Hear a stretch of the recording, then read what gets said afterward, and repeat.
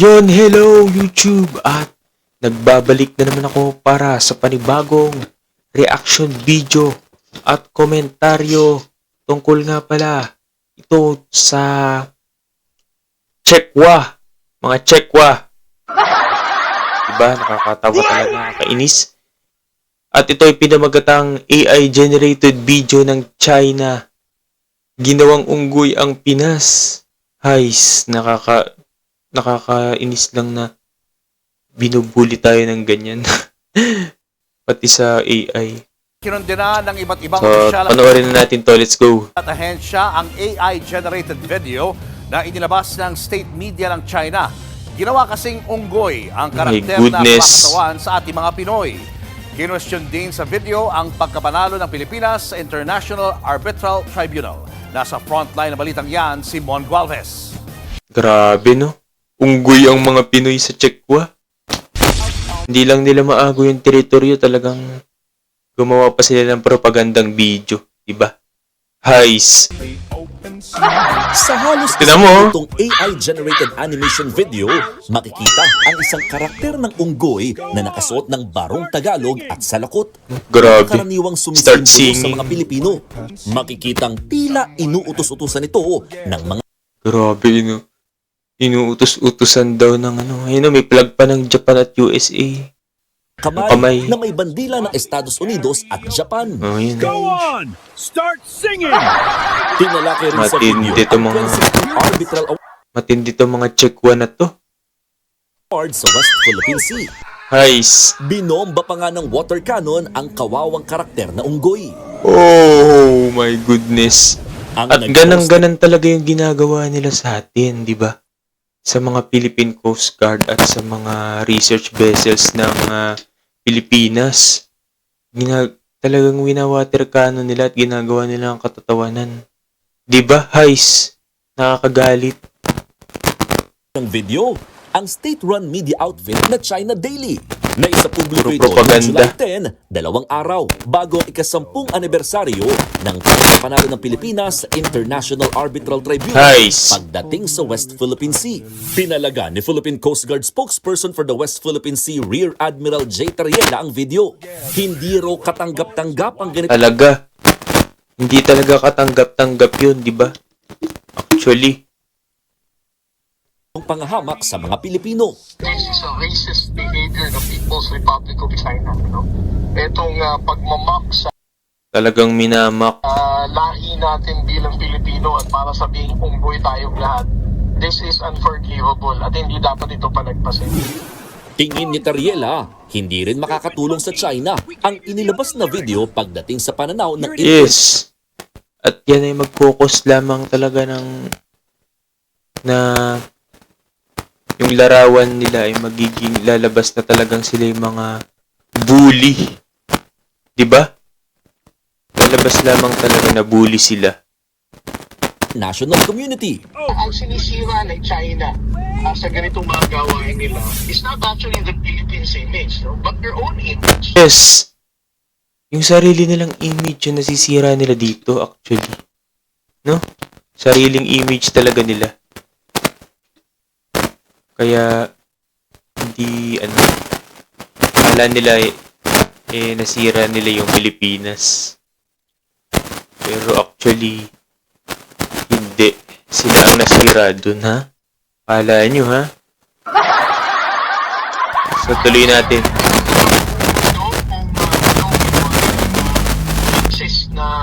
Na depiction ng Filipino people. Mas ginalit nila ang Filipino. Yes. Mas binigyan nila ang dahilan ng Pilipino para tindigan ang ating karapatan sa West Philippine Sea.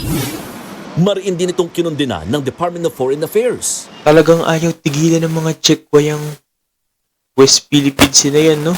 Grabe talaga. Hindi nila ikinatuwa Ano bang meron dyan? Nice. Talagang ayaw nilang tigilan eh. Diba? nagsasalarawan sa mga Pilipino bilang unggoy. Labis do itong nakakainsulto at nakababahala. Talaga? Naghain na raw ng diplomatic protest ng DFA bilang pagkondena sa video. Kahit si Defense Secretary Gilbert Chodoro, inalmahan ng video. Ang pangungutya raw sa 2016 Arbitral Award bilang propaganda ay Actually, binabaliwala talaga yan ng Czechwa government, communist country niya yan, di ba? Binabaliwala nila yung arbitral ruling daw noong 2016 na ipanalo ng Pilipinas. At naipipilit pa rin nila yung kanilang tinatawag na 9-dash line na naging 11-dash line pa. Ha?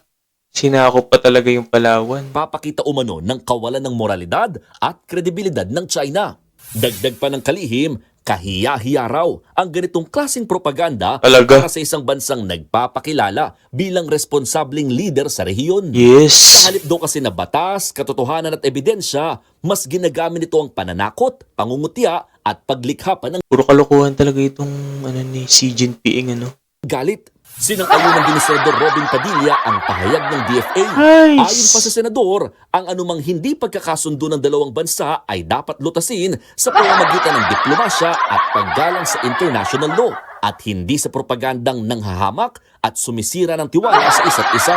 Ayon naman kay Senate President Sherwin Gatchalian, hindi lisensya ang freedom of Yes, hindi talaga lisensya ang freedom of expression. expression para manghamak ng kapwa. Yan ay mayroong mga boundaries at hindi ibig sabihin na mayroong kang freedom pwede mo nang gawin lahat ng maisipan mong gawin. 'Di ba? May nakaakibat na responsibilidad yan. Tandaan natin, 'di ba? At syempre, sa inyo nga sa Czechwa, sa inyo nga sa China, wala nga freedom of expression ang mga mamamayan dyan. Bakit? Syempre, komunista kayong bansa. Hindi pwedeng kontrahin ng gobyerno sa inyo. Bakit? Patay kayo pag kinontra nyo yung Chinese government. Talaga may kalalagyan kayo. Yung mga business nga dyan, no? Actually, maunlad talaga ang China pag makikita nyo sa mga video. Maunlad sila kasi maraming sa kanila no? Businessman. Okay, pag naisipan ng gobyerno kunin yung business, kinukuha nila. Guys, di ba? Wala raw lugar ang racism sa anumang lipunan na nagpapahalaga sa katotohanan at kagandahang asal. Sabi ng ilang eksperto, hindi na bago ang ganitong estilo ng China na tila idinadaan ang information warfare sa digital battlefield. Sa katunayan, mga nasa 2 hanggang 3 taon na raw nakararaan nang gumamit naman ng China ng mga caricature at iba pang kaparehong. Kung natatandaan natin, gawa pa sila ng mga drawing, no? Na minamak yung Pilipinas. No, tingin ng gobyerno nila sa atin maliit. Guys. Ganda. Para kay international and maritime law expert Professor J. Batong Bakal, tila ni-level up lamang ng China ang baluktot na propaganda gamit ang artificial intelligence. Mas lumalabas daw tuloy na tila Tinan mo, dinuduro. dehado pa nga sa laban ng China.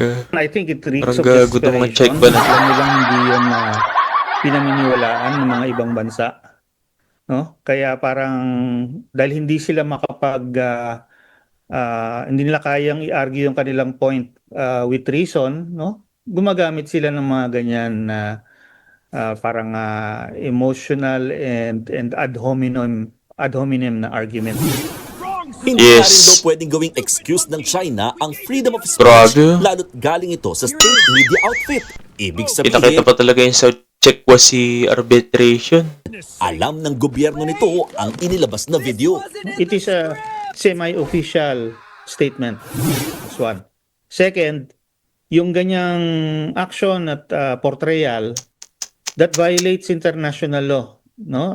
Yes. Dahil in international law, no, especially after World War II, mayroong tinatawag na General Assembly Resolution on Friendly Relations Between States. Yung pangungutya at pagmamaliit sa ibang bansa, no? Definitely hindi yan asta ng isang responsable na estado. Noon na nang Talaga, bully talaga tong Czechwa na to. Actually, hindi lang naman Pilipinas ang binubully nito.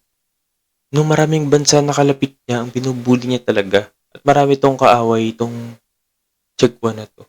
At hindi naman sila pumapalag talaga. binobomba nga sila ng Japan, Coast Guard. At hindi lang yan, pumapalag din ng India. Well, hindi naman natin maikakaila na mas mayaman yung mga bansa na yun at mas may kakayahan yung militar nila para lumaban, di ba? Sa atin sa Pilipinas, ayos, meron nga tayong kagamitan pero parang napag-iwanan, di ba? Ayos, puro kasi inuuna politikal. Ay, nako. Kaya ito naman hanggang ngayon, no? Di ba? So, yan, wala na tayong masasabi. Hiling ng DFA at ng Philippine Embassy sa Beijing na i-take down o burahin ng post. Pero wala pang tugon dito ang China o kahit ang Chinese Grabe talaga itong mga checkpoint na to. Embassy rito sa Pilipinas. Loko-loko, no? Nagbabalita mula sa front, Ayos! Mon Gualvez, Ayun, News may 5. pating, pakinain ng pating yung papel. Mga kapatid, Julius At yan, dito na nagtatapos ang ating video. At makikita nyo naman talaga nakakagalit at nakakainis ang ganitong pangliliit at pangbubuli na ginagawa ng mga Chekwa government dito sa ating bansang Pilipinas, di ba? Guys, so kayo, ano ba ang inyong komentaryo dito? Maaari kayo makapag-comment dyan at isa-isa natin babasahin yan, ang inyong mga opinion. At kung nagustuhan nyo ang video na ito, ay paki-like naman at hindi ka pa nakasubscribe, mag-subscribe ka na din. At ito lang ang masasabi ko, atin ang West Philippine Sea at mahalin natin ang Pilipinas. Let's go! So, magpansamantala mo naman papaalam yung tagapag-reaction at tagapag-komentaryo. Kita-kits on my next video. Bye-bye!